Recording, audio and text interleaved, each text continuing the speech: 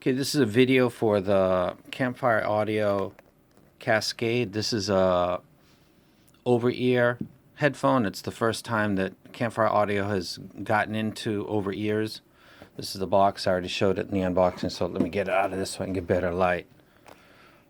Before we continue, I read a review yesterday, and it was related. I won't say what the item was, but somebody did a lot of writing, and they didn't mention the music they listened to. And this is a hobby about music gear, and we listen to music. We don't listen to test tones, so when you do a review, mentioning the kind of music you listen to has a lot of value. I think that goes without saying, but I see lots of reviews, and people don't even talk about what they listened to when they came to their conclusions about staging, about bass, or I can't check that. So I don't understand. It confuses me to no end.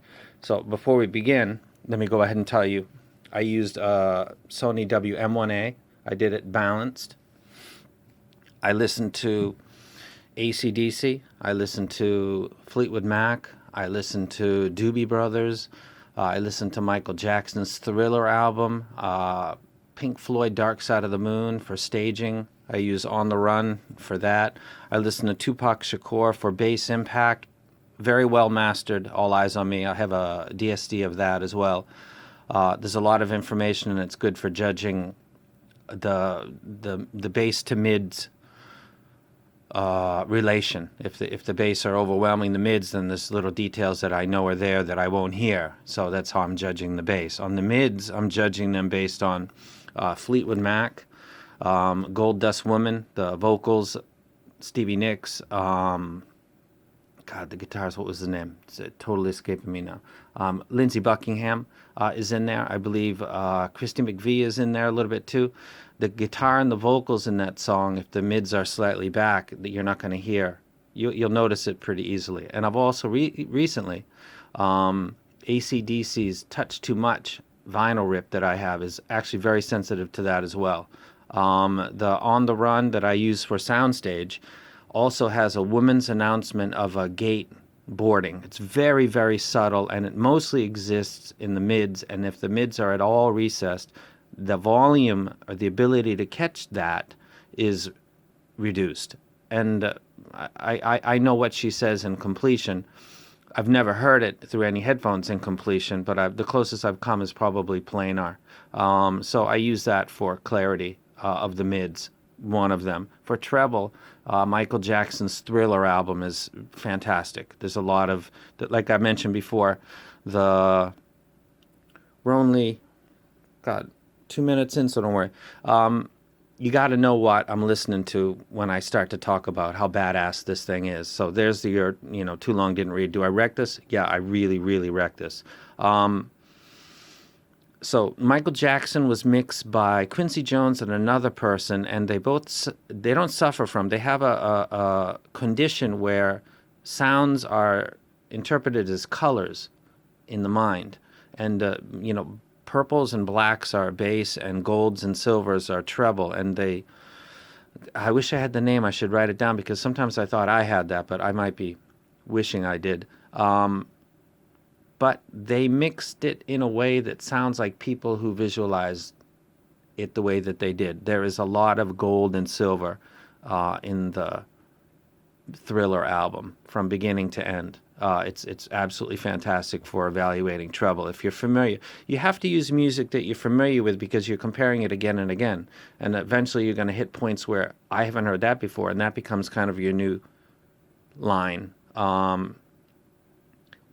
For example, on Thriller's first track is a track called Wanna Be Starting Something, and in that track is a beeping sound that's way, way in the background. And it sounds like a Japanese gas heater that we use in the winter. And when I was first listening to that with the ME1s, I turned over my shoulder because I thought, the heaters, that's the warning that it's going to turn itself off automatically. Every 4 hours, it gives you that exact same sound. And that was mixed into Michael Jackson. So I was looking over my shoulder, and I thought, is the heater going? Oh, no, that's the ME1s. That's the planar, the resolution quality of planars. They're absolutely incredible in that sense. They've got other harmonic issues, but that is the benchmark as far as I'm concerned for that track. This, I could hear it. I couldn't hear it as good as I did on that in-ear ME1 planar.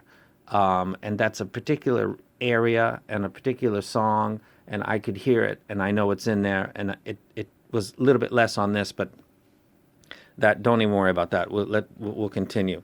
We're talking about a planar, and that's not what we're here for. This is extremely compact. I'm gonna, if you look at it and you're thinking, is it portable? Can I put it on my neck? Can I, lay it against my chest? There you go, bro. It's just like this. I want something with removable cables. Well, there you go, bro. It's right there. The most frequently asked question, there's two groups of people out there. One is the people that watch my videos and they're not looking to buy everything all the time forever. And then there's people that are hobbyists. I think I'm talking to the not hobbyists right now. So if you're if you're a hobbyist, maybe this might not be interesting for you, because I'm recommending this right away to people, and I'm telling you that you can use this for rock and roll, because that's basically what I listened to for the first 3 days only, because I know that I can do bass with this because it's got a beryllium driver, coated driver. I know that. I don't need to check that, not now. I wanted to check the mids, because the mids are the hardest thing to get correct out of the 3 frequencies, in my experience, especially something that's got the potential for potent bass. So I listened to rock and roll. The playback of rock and roll was so exceptional, I was totally blown away. The bass is present and it's impactful, but the mids are really, really nice. They're there. They're there, and the beryllium coating on the driver is making the driver's response time very fast, so it gets back from a bass hit or a low frequency note to the next note that is in the mastered track that you're listening to. So there is no sense of missing info, of a veil or anything like that that would be associated with a slower driver, like a PET Mylar, which is the plastic that is in Coca-Cola bottles. It's almost identical to the same material that is in a lot of diaphragms. It might be the same as this, but this is coated with a rare metal, which is beryllium, which makes it stiffer. Aluminum drivers have been around for a long time. They don't have the same skill and properties as beryllium does. That's apparent to me right now. Thinking about ultrasounds, and they don't hold a candle to this. The bass is more impactful, and the ability to go to the mids, and also the treble is not screaming in my ear like on the ultrasound. So that's a titanium driver. Never liked them. That's personal taste. I got the EX1000, so I do like treble, but I didn't like the ultrasounds, almost all of them, and the ones that use the titanium driver. So all metals are not equal. So people, the most constantly asked question for me is, I want something that's got good bass, or can have good bass when I call upon it. I want something that's portable, not too big and bulky that makes me look like an idiot. I want something that'll fold up like on my chest when I'm on the train, so when I'm not listening to it, it's not like, a neck warmer. And I want something with movable cables. That is the most frequently asked set of, qualifiers that I've gotten since I've been on HeadFi or YouTube, by far. Exactly. The removable cables is what they wanted. They wanted something with a thinner profile. They wanted something that could fold like this and go on their chest. They wanted something with the ability to have good bass, but they like music in general and don't want to be restricted or have to be limited by genre because of the bass. Like they can't listen to classical music because the bass is veiling the mids or something. This is what you've been waiting for. This is what I've been waiting for. This is why I haven't been doing headphone reviews, and I've been doing DAPs and amps and other stuff, because I'm not seeing it. I'm going to explain something to you, and this is why. So do I wreck it? Yes. Do I think you should go out and get it? I definitely think you should. The build quality on this thing is absolutely freaking fantastic. The sewing, the pad, the whole thing is absolutely fantastic. Now, let me roll this up right here.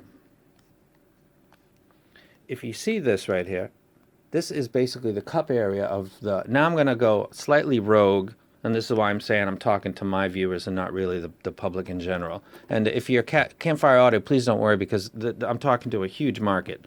These people need to be talked to. This is a typical...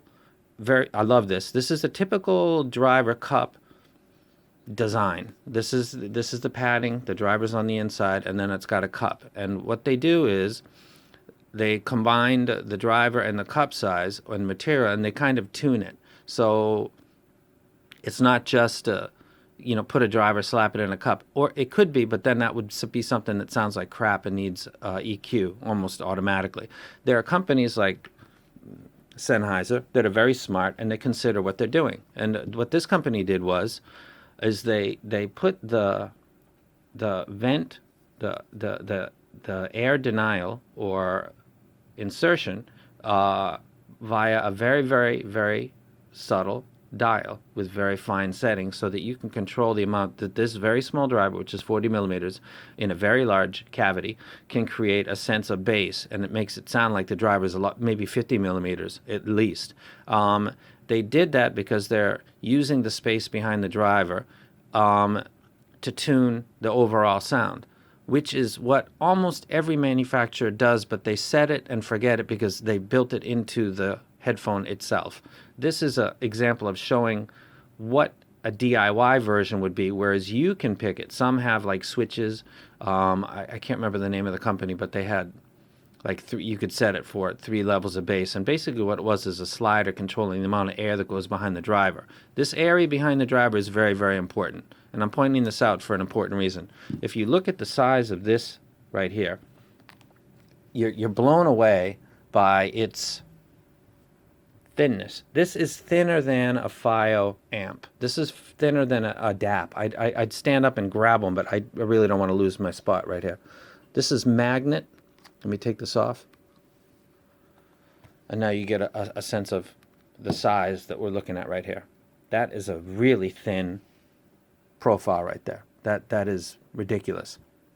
And you're thinking, why is that? Did he do that for portability? I don't think so. I'm going to ask him a question, and then I'm going to maybe edit this video to find out if I'm imagining this or if I hit this on the head. This is what I think he did, because he's smart. And remember, this guy has been customizing stuff for a very long time, so he knows what he's doing. And you're looking at this, and please note this. This is critical right here. Look at that. Look at how thin that is. The driver and the magnet itself must be almost touching the back of here. This is very small. Why? I'll tell you why. Why I think, anyway. The space in between the driver and the back here is a problem. It creates a lot of chaos with the sound, because sound goes this way, but relics of the sound and some of the effects that go in the rear direction reflect off of the back, and they come back forward, and it creates a timing issue. And if you've ever heard of like modifications for very expensive headphones, Lawton mods were famous for a very long time, and they would take your $1,000 headphones, which 5 years ago, $1,000 was a lot of money for a headphone. Now they got $50,000 headphones, but at that time, $1,000, that was a lot of money. These people would send their $1,000 headphones to other people who would take this stuff out, and they would put material behind the driver, because there was a problem with the treble, because treble is a high frequency signal. If a bass is a wave, treble is like this, and it's very easy to reflect off of things. So the treble would reflect off the back of the cups, the wood cups that Lawton was modding, and create an issue. And it was essentially a timing issue. And what they would put is dampening material behind the driver and calm it down. And then people would say, okay, the treble sounds better and the bass sounds tighter, whatever it is they think that was going on. And it was doing something, but the area behind here is very, very important. And they've been customizing for years. So this is not an opinion that I'm kind of like pulling out of my butt. I'm a bass head originally, and I love music, and rock and roll 70s is probably the meat of what I listened to for the past year.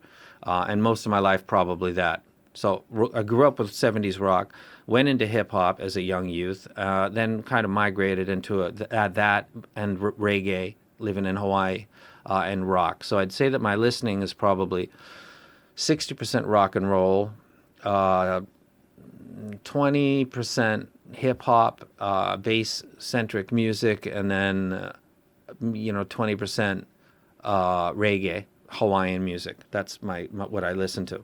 So he's got a driver now, and the magnet's almost touching the back. So he's done two things that are very, very smart. One is the denser the material, the faster the reflection of any leaked or any back sound that goes this way, which is going to reflect back. So you're going to have the sound that comes off the driver initially, and then you're going to have sound that comes microseconds after that is bits of the same sound being reflected back because it came off of the back. By having a very almost non-cavity back here, so he's got the metal on the back, which is dense, and it's going to make sure that that happens very fast. And then the distance is also very, very short. So it's almost going to be impossible for you to be interrupted by that chaos that happens within the cavity behind the driver, because there simply isn't enough space for it to interrupt you. The time it takes to get from the back of this driver to this plastic and then come back out would be something that would be notable to you. You would realize it. You might not be able to pick out exactly what it's doing, but something is seeming off. It would be related to that. Somebody might say, oh, I found a mod, I took this out, I put some cotton in the back, and it all sounds better. And then it becomes called the blah blah mod.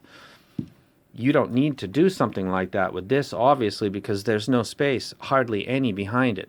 So you've got a dense material, which is going to make the speed of the reflection faster. And the second thing is the amount of distance that reflection is going to travel is so small that your brain would be straining to pick it up. So is this me extrapolating a lot more than is there, or is Ken the genius that I think he is? And the reason that I immediately grabbed these, because it's beryllium driver, it's got a metal backing, was totally on spot.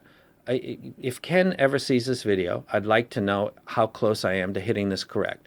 That this was designed like this. I know that Campfire wants to keep a kind of the Campfire lines, this edge, the way that they kind of bevel the edge, and this is a Campfire design. How much of this was design and to keep it portable, and how much was also related to the acoustic tuning of what we've got right here, and there's the beryllium driver. I think this very, very thin profile, which makes this really portable and easy to recommend to you people out there, was done because Ken is a fucking kind of a genius. What he's doing, this is absolutely brilliant, and listening to it kind of bears it out.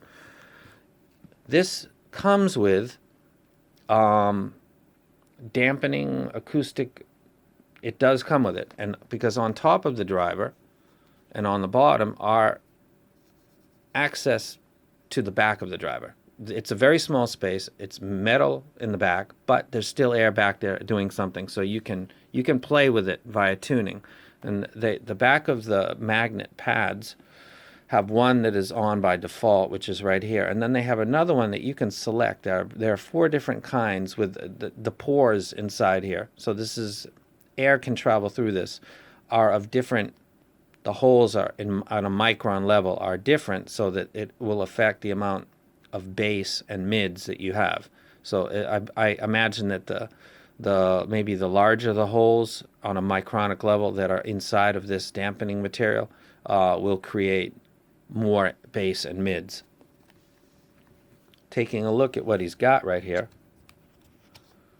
1 through 4, and it's identified by the shape. You can take a look at it. There's no markings on the material itself. I've used them. It says, and this is important, the lower number value of the acoustic dampening, the higher the level of mids and low frequency response will be. The lower number equal higher bass. So I took the highest number because I know this is going to have bass because it's a beryllium driver. I know that I can get bass if it's not there because of the design of the driver. And also it's got a metal in the back, and it's got everything that says this will not have an issue with bass. I want good mids, please. Without using anything on here, before I used this, which was 3 days that I went basically like this, butt naked, because I thought, yeah, Mr. Genius, whatever, I know what I'm doing. you make headphones, you design this stuff, you got the gear, and somehow I know fucking better. That's my laziness. So for 3 days, I was just going like this, butt naked, and the bass was uh, great. That not catching the humming whistle sound in the "Wanna Be Starting Something" by Michael Jackson was related to because I was in this configuration. Then I like a normal human being, I went ahead and took this out and went through it. And he says, please take your time and go through it. And I thought, okay, yeah. And then I put it, and I thought, okay, this has got really good bass. I want something that's going to I don't want to get more bass. I want to get something that's going to maybe give me some more mids and treble. It doesn't need it, but the bass is an automatic of the three: bass, mids, treble. I know the bass is going to be there. It's beryllium. It's got a metal back end. That's not really something that we need to question. To put this on, as I fly all around in different directions on this review, this is why you don't do scripted, because it's real. They say actually in the description to put the filter on here, and then I guess you would do like this. That's the implication that it looks like on the instructions. But just to be clear, and maybe I was getting it wrong, what I would suggest to you, there's the top of the driver right here, and there's the similar trim, the edge. You would line this up, and you can see how it follows the edge around the driver. And also there's a little notch where that pin is. Now I do it like this. I lay it on the driver in this way, and then I take a look, make sure that I got myself correct. That's going to be the top. And I'm going to sandwich it just like that. So I just did it easily. I didn't have to pay attention. It looks in the instruction like suggested placement, fixed dampener. So it looks like they're suggesting to place it on here, which I did, but I had to hold the whole headphones on like this. And I thought, no. And then I did it the other way. Or unless this is the, is this looks like this pad when you look at it from the back. Maybe it was this. I don't know. But I would suggest you definitely lay it on. It's very easy to do. You can change it very easily. Again, I'm using the one that gives me the most treble, pretty much, because I know that I'm going to do good with bass. And again, the picture looks like this to me inside the description. There's the bottom that's already covered. There's the open thing, so it looks like, hey, put it on top of there. Yeah, that wasn't so easy actually, because I'm taking the heavier thing and lifting it up when I should be holding the heavier thing. So maybe I'm reading that wrong, but it looks like that's what it says. I would recommend, again, and it will sound shit nicely, and then you're good to go. So we've got a set that's designed for portability and engineered, I believe, in its really fantastic way, to get the sound that. Remember, Ken is he knows what he's doing. Campfire Audio makes absolutely fantastic IEMs, and they use milled aluminum, kind of like this, on the IEMs, and I believe it's for the same reason, and that is the resonating, reflective, properties of other materials are kind of crap, and the metals are much faster. You're not going to get a lot of secondary feedback by reflection when you're using a denser material. Or Ken likes aluminum because it's pretty. I don't know, but I think he's smarter than that, and I think I'm making correct assumptions here. This is the headphone that you would use for home. It's very comfortable. It's got nice deep pads.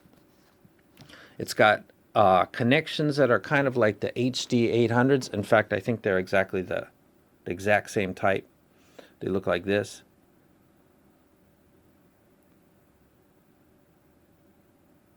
So these come stock. You notice that there's a lip right there on the edge so that you put it in absolutely correctly, and the 2 pins are recessed deeply inside here, and deeply in here.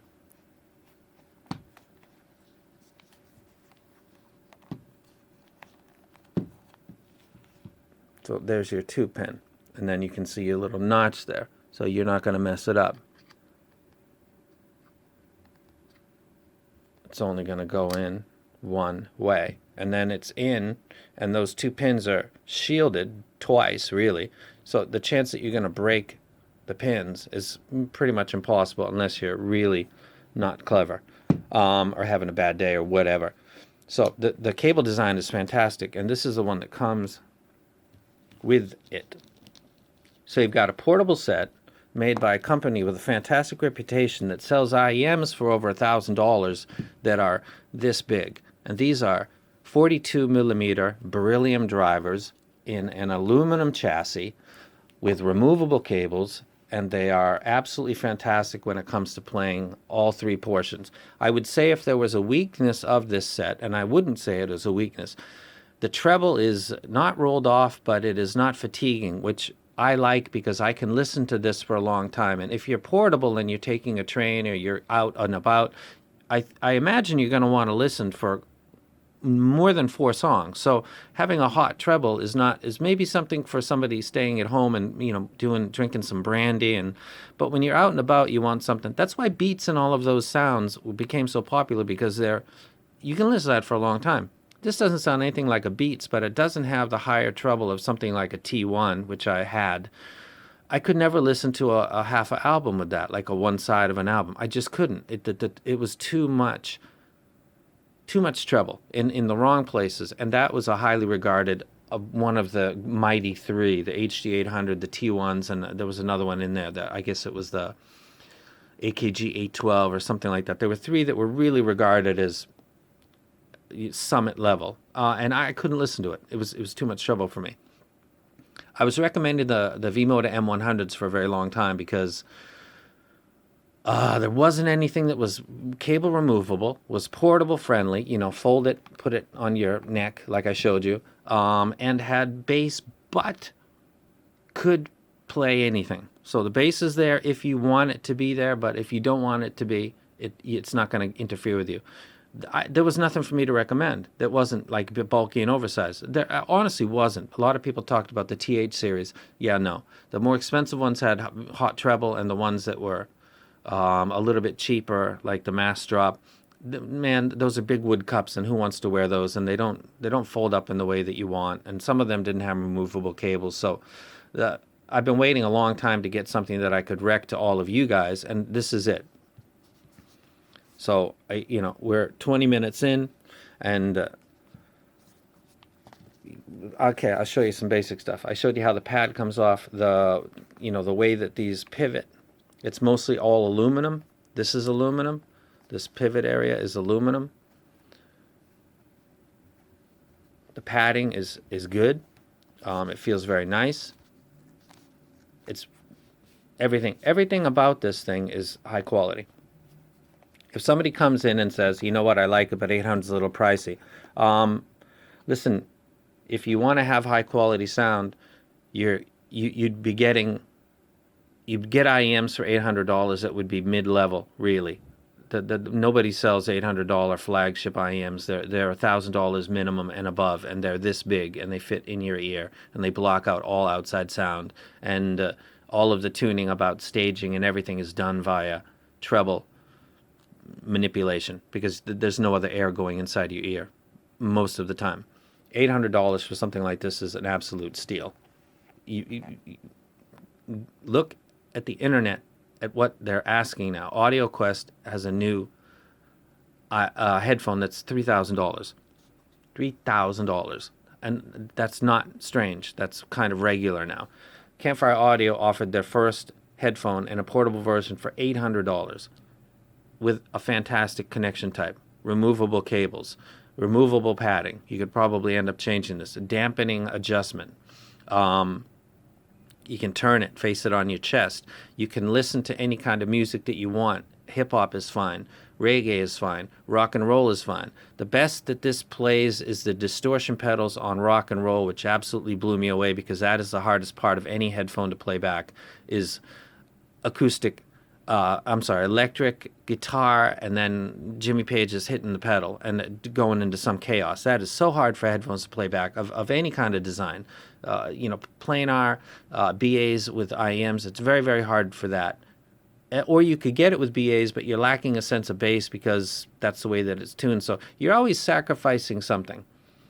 There's always something. And a lot of them don't play, or any of them that I'm aware of, don't play rock and roll as good as this does. So I was Doobie Brothers, Led Zeppelin, AC/DC were a bulk of what I was listening to because there's not a lot of stuff that I got that I can listen to that with, especially Led Zeppelin. Led Zeppelin is a fantastic group. I got the full discography, and a lot of it just doesn't sound good. Some of it's related to the mastering is not the best, and other is that it just doesn't play back on headgear the same way it does on like speakers. It's the way it is, and particularly Jimmy Page's guitar. The best I've heard Jimmy Page's guitar on headphones would be this set right here. So this is the Cascade by Campfire Audio. It comes with this cable right here. This is the one that it comes with the HC800 connectors. Comes with it. Comes with a nice case. If you want to upgrade, they have a balance cable. This would be in the Pentacon configuration. So it's the same thing. This cable is absolutely boss. This is an extra that you have to buy if you want it. But they have it already. I believe that they probably have 2.5 if they've got the Pentacon. I don't know for sure though. But it comes with this cable. It comes with this nice case. And it comes designed by a guy that seems to get it. And now I have a rec for all of the people that say, I want something portable, I want removable cables, I want bass, but I don't want it to overwhelm everything because I like it when I want it, and when I don't want it, I don't want to have to play with an EQ. There you go.